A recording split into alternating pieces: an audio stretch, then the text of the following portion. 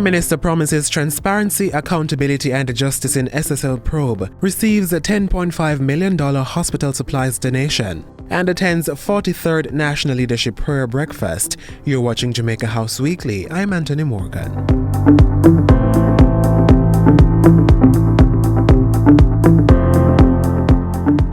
Prime Minister Andrew Holness says no effort will be spared in uncovering the full extent of alleged fraudulent activity at Stocks and Securities Limited SSL. Mr. Holness adds that those involved will face the full brunt of the law. The Prime Minister made the commitment in a statement issued on Friday, following a debriefing session with several persons including the Minister of Finance. Having had the benefit of the brief, I can confidently say to the nation that all the relevant government entities are seized of the urgent nature of this matter, the great public concern, and the suffering of the victims.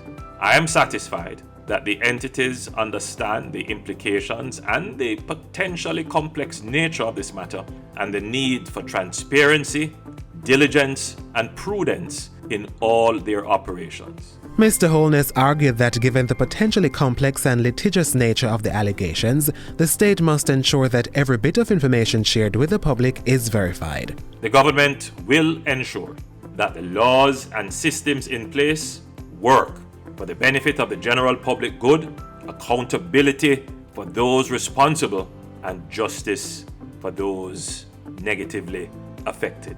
The Prime Minister, meanwhile, called on the public to be patient as the probe continues. He also urged citizens not to fuel panic through speculations and baseless assertions. According to Prime Minister Holness, there is no need to panic about the strength and soundness of the financial system. In addition to being the leading financial market within the region, Mr. Holness says significant reforms have been implemented over the last 2 decades to maintain the island's strong and vibrant financial system. Earlier in the week, Mr. Holness was at Jamaica House's banquet hall, where he received $10.5 million in hygiene and sanitization supplies. The donations are courtesy of Connex Services Limited, one of the leading providers of communication and connectivity solutions in the region. Wednesday's gifts included electrostatic sprayers, sanitizers and sanitizer dispensers, sanitizer mats and hygiene supplies. They will be distributed to 26 hospitals across the island to aid in the fight against viral and bacterial infections.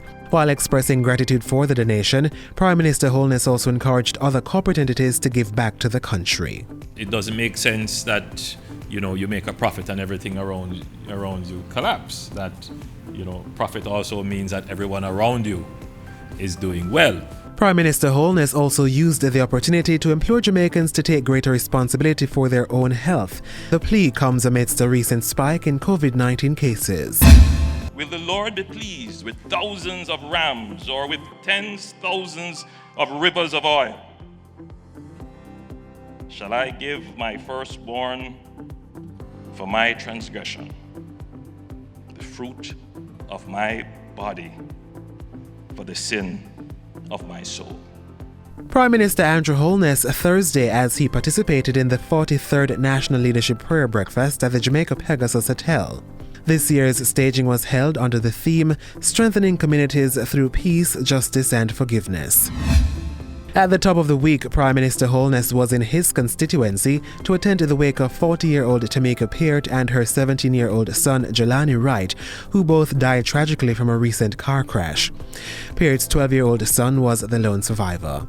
The Prime Minister used the wake to call on Jamaicans to take greater care on the nation's roads.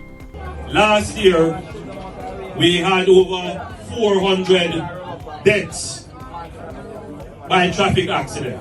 We as a people have to be far more careful on how we use our roads. And I'm using this platform to appeal to all Jamaicans, right? All Jamaicans who are road users, who are drivers, pillions, passengers.